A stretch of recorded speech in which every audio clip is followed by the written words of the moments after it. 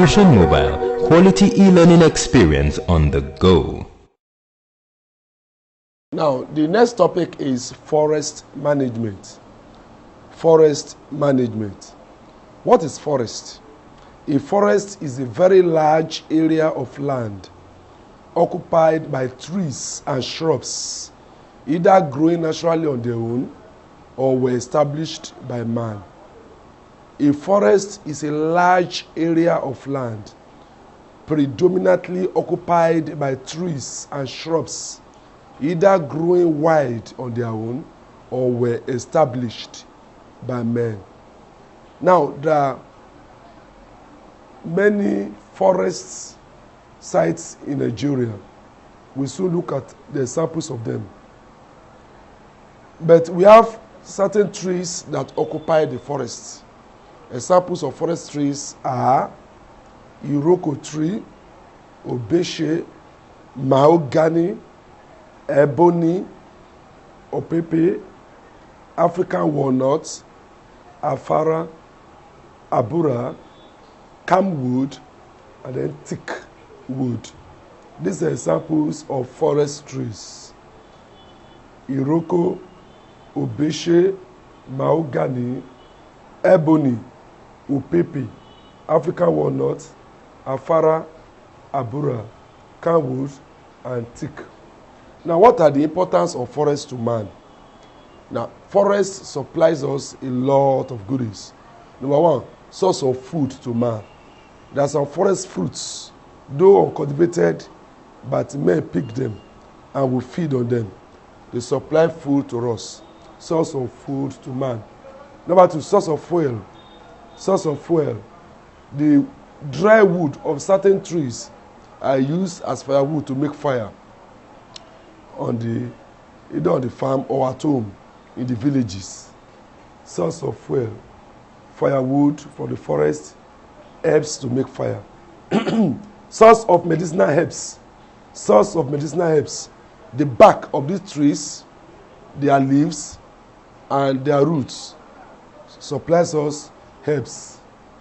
In the forest, we have some trees that their bark, that's at their stem, then their leaves, and their roots are used for medicinal purposes. Source of employment. Source of employment to my forest supplies employment. We have forest rangers, the policemen, men that guard the forest. They get job. We have the forest, apart the forest guards, we have the people that work in the forest that cut the lumber, and then the people that transport the lumber wood from the forest to industries. All these people, they are employed in the forest. Forest serves as windbreak. Forest serves as windbreak. These tall trees and their branches, which we call canopy, help to reduce the intensity of the wind in the communities and in the cities. Forest serves as windbreak, help to prevent devastating effects of certain winds in the cities. Formation of rain. Formation of rain. Forests help in formation of rain because some of the water that are evaporated to the atmosphere or that are transpired to the atmosphere will now condense and later form rain that will come back to the earth. For prevention of erosion. Prevention of erosion. You see, forests, by the virtue of their big branches, prevent direct intensity of raindrops on earth. Before the rain drops get to the earth, the forest, the branches of these trees would have prevented the direct impact, thereby reducing whatever erosion could have resulted from such impact. Addition of nutrient to the soil. Addition of nutrient to the soil. Forests add nutrient to the soil because the forest leaves, when dropped from the trees, will fall on the ground and later decompose, decay, and add manure or nutrient to the soil. Home for wild animals. Forest serves as home for wild animals. Wild animals like squirrels, like bats, like birds live, find their homes in the branches of these trees. Even some pedestrian animals terrestrial animals like lions, like tigers. Some of them live even inside the bush or forest. Serve as tourist centers. Forests serve as tourist centers. A lot of forest reserves receive visitors from different parts of the world to come and see natural forests and the content of it. So it serves as forest tourist centers. And because of that, it provides money or foreign exchange to the government, source of foreign exchange to the government. Government makes huge amount of money through the tourists that come to see the forest and through the exportation of the timber. Every timber that is taken from the forest, government collects quota from them. Government will stamp them and collect money. All these are sources of money, either local or foreign, to the government. Okay, provision of timber. Forest supplies timber. It is timber that we use to make cabinets, furniture, upholstery, and the rest. And these are from the timber in the forest. Provision of pulp or pulpwood. Pulpwood is the wood that is used to make paper. Paper that we use to write or paper that are printed upon are made from pulpwood. And this pulpwood is a sort of type of timber, forestry in the forest. Okay. Number 15. Forest beautifies the environment. Forest trees beautify the environment. A lot of compounds, you have forest trees planted there for beautification, for aesthetic purposes. Even in Lagos State of Nigeria, forests were planted and are still being planted for their aesthetic values to beautify the city. Okay. Number 16, source of raw materials. Source of raw materials to industries. A lot of industries depend on products from the forest with which they produce their own products. Examples are furniture industries. Furniture industries depend on the wood or timber from the forest with which they make their furniture, the upholstery and all those too. Even construction industries to make roof and all windows, upholstery in the house, all this, they get their wood from the forest. These are the importance of forest to man. Now let's go to forest management practices. Forest management practices. How do we manage our forest? What are the things to do for the forest to be managed? Okay, before we look at that, it's good for us to look at examples of forest reserves in Nigeria. Forest reserves in Nigeria. We have here examples of the forest reserves and their states where they are located. The first one is Mamu River Forest Reserve in Anambra State. Mamu River Forest. A village called Mamu has a river called River Mamu. Now, this Mamu River has a forest reserve which makes money for the government. We also have Afi River Forest. Afi River Forest in Cross River State, Nigeria. Afi River Forest. Then we have Shasha River Forest. Shasha River Forest in Ogun State. Shasha River Forest in Ogun State. We have Sanga River Forest. Sanga River Forest in Plateau State. Sanga River Forest in Plateau State. Then we have Omo Forest Reserves in Ogun State. Omo Forest Reserve in Ogun State. We have Samfara Forest Reserves in Samfara State. Samfara Forest Reserve in Samfara State. We do also have Okomu Forest Reserves in Edo State. Okomu Forest Reserves in Edo State. We have Sapoba Forest Reserves in Edo State as well. Sapoba Forest Reserves in Edo State. We currently have Anara Forest Reserves in Kaduna State. This is about 9. 1, 2, 3, 4, 5, 6, 7, 8, 9.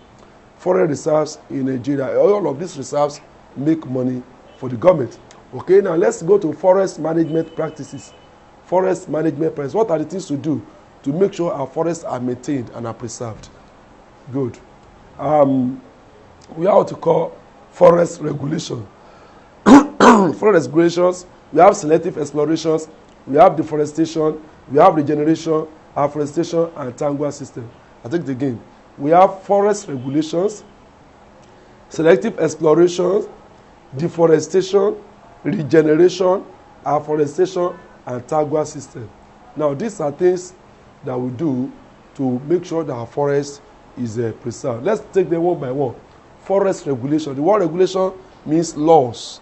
See, forest regulations, these are the laws or legislations that government put in place to prevent illicit or unauthorized or indiscriminate tapping of foreign resources. There are people that go to the foreign resources and they pick and steal them. We call this method, we call this poaching. Poaching is illegal poaching. Poaching is illegal, unauthorized invading the forest and taking away the foreign resources like the timber, like the animal in the forest. That is poaching. To prevent poaching, government are passed some regulations, and these regulations are that people should not, number one, should not remove economic trees unauthorizedly from the farm, from the forest. If you want to receive, if you want to take economic trees, like I've mentioned, economic trees are Iroko, Ubeche, Mahogany, Ebony, Opipi, Afara, Bura, Camwood, African walnut, and teak. These economic trees are source of money to the government. For every forest economic tree you take in the forest, you must take permission and you must pay certain amount of money to government's cover. Now, there are people that go there illegally to pick this. So government set regulations against them. And you are not allowed to also hunt some animals in the forest. These animals are called endangered species. Animals like baboons and monkey families, animals like cheetah, like cat families, lions, etc. Elephants.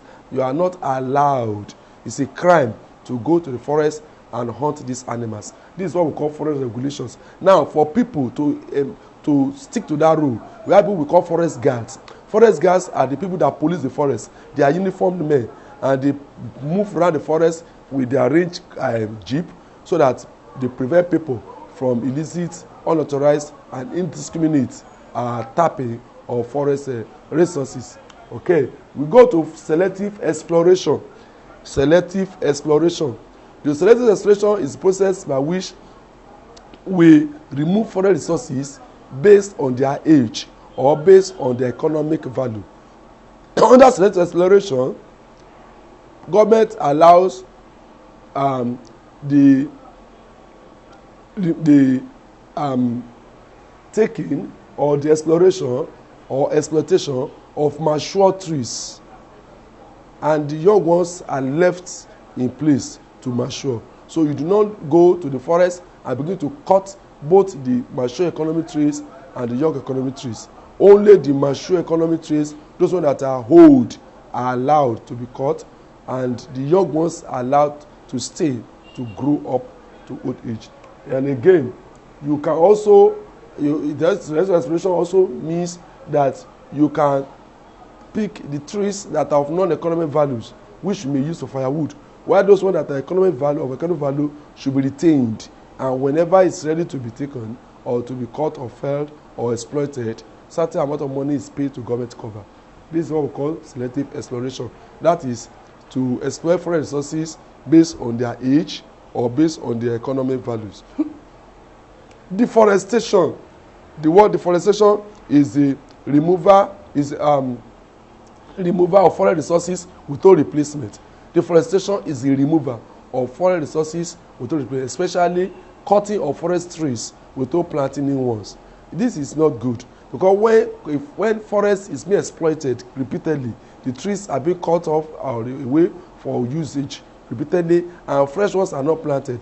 Sooner or later, that forest will be deforested. The forest will lose its forest potential, and when forest has lost its forest potential or forest trees, we say the forest has been deforested. Deforestation is not very good, because deforestation exposes the soil, to direct impact of the rain, and that can result to erosion. It displaces the animal, in the forest. Deforestation can will hinder the proper circulation, of and maintenance of nature. So deforestation is disallowed. When somebody goes to forest to go and cut a tree, he must replace it. Continual exploitation of forest resources without replacement is called deforestation. Okay, now we have regeneration. Regeneration is the process of forest regrowth after it has been deforested. Regeneration is the process of forest regrowth after it has been deforested. After a forest has lost its potential, we can still reclaim that potential back. We can return that deforested land to a forest by planting fresh trees there. Now, there are two types of forest regeneration. There are two types of forest regeneration. We have what we call natural forest regeneration and artificial forest regeneration. Natural forest regeneration and artificial forest regeneration. Natural forest regeneration is a process whereby the forest on its own regrows from the old stumps. You see, whenever trees are cut, they are cut at a level, a length above the soil surface. The remaining part of the ground is called stump. These stumps may receive dew or water or rain, and then it will sprout again and they begin to grow. That process is called natural regeneration, whereby the trees regrows from the stumps. Now we have the artificial regeneration. Artificial regeneration is when man deliberately replanted forest seedlings on the farm, in the forest, so that it can replace those ones that were cut. Artificial regeneration involves man replanting forest seedlings in the forest so as to replace those ones that were earlier cut. So artificial regeneration involves man replacing it, while natural regeneration involves only the stumps regrowing on its own. Now we go to afforestation. Afforestation is the process of forest regrowth. Afforestation is the process of forest regrowth. This one involves the farmer or whoever is to plant the forest to establish forest in a new place where it has not been planted before. Oh, excuse me. Afforestation is defined as the establishment of forest in a place where it never existed before. Establishment of a forest in a place where it never existed before. But regeneration is the process of forest regrowth. Regeneration is the process of forest regrowth. Meanwhile, afforestation is the establishment or planting of forest in a place where it never existed before. So a land that is cleared and large enough can be turned into a forest when these forest stands or forest trees are planted as seedlings on the land. A few years later, the whole place becomes a forest. Tangwa system. I've explained Tangwa system under farming system and cropping system. But let me define it here again. Tangwa system is a system whereby forest trees and food crops are planted on the same piece of land at the same time. I take it again. Tangwa system is a system whereby forest trees and food crops are planted on the same piece of land at the same time. Okay? Tangwa system is often practiced in the early years of afforestation. Tangwa system is often practiced in the early years of afforestation. Why? Good. The reason is this. When we establish forests on the land, the spaces between forest trees are so wide that you need to do something in between those spaces. And don't forget, after the forests have been established, we need to continue to clear the bush in the forest. If we don't do that, this forest will overcrowd the forest trees and the forest trees will not survive. So in the process of clearing the bush for the forest trees, the space in between forest trees, we can now grow food crops like cassava, like cocoyam. We grow it in the space until the forest has formed big canopy or branches. Then we stop Tangwa system. In the early years of afforestation, during which we plant food crops in between forest trees, that time is what we call Tangwa system. I come again. Forest management has about 6 methods. Forest regulation, which means laws that government pass in the forest to prevent people from illicitly or illegally or unauthorizedly tapping into forest resources. And the laws are monitored by forest guards. Then we have selective exploration, whereby we remove forest resources based according to their age or maturity. The old ones are or economic value. Old ones are allowed to be removed, while the young ones stay back. And then again, economic values are retained, while the economic values are taken away. Okay, deforestation is the process of forest, the removal of forest trees without replacement. The removal of forest resources without replacement. The regeneration is the process of forest regrowth, which could be natural or artificial. And afforestation is the process of establishing forest trees in a place where never existed before. Tangwa system involves the plant of forest trees and the plant of food crops on the same piece of land at the same time. Make sure you answer any question that come up on your screen, or should you find it difficult, do hesitate to go back to the disk. God bless.